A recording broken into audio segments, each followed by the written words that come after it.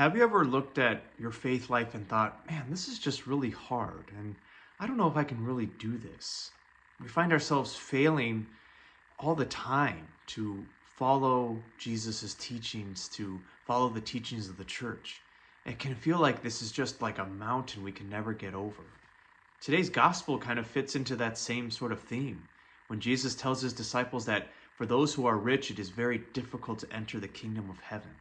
So for those who have wealth or power or possessions, that it's hard for them to get into heaven.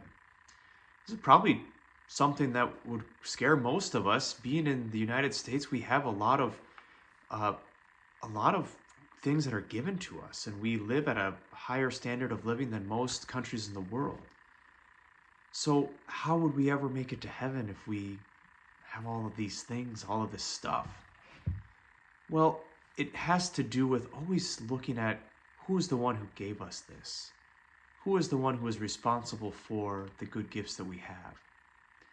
To be childlike in receiving what we have. The first reading from the book of the prophet Ezekiel has this prophecy from Ezekiel given to this prince who is acting like he's a god. The difficulty for us as human beings is that as soon as we have some sort of feeling of security, usually that comes from our wealth or our power or our possessions, that we tend to put ourselves in control of everything and liken ourselves, whether we know it or not, to be like God. It's the sin of pride that goes back to the fall. But we have to be humble. We have to know who it is who gave us the gifts we have. Today we celebrate the feast of Saint Stephen of Hungary, who was the first monarch in that country. And in a beautiful way, he knew what it meant to be a servant leader. And he wrote a letter to his son that describes what it means to keep the faith while being a good leader and a good servant to the people.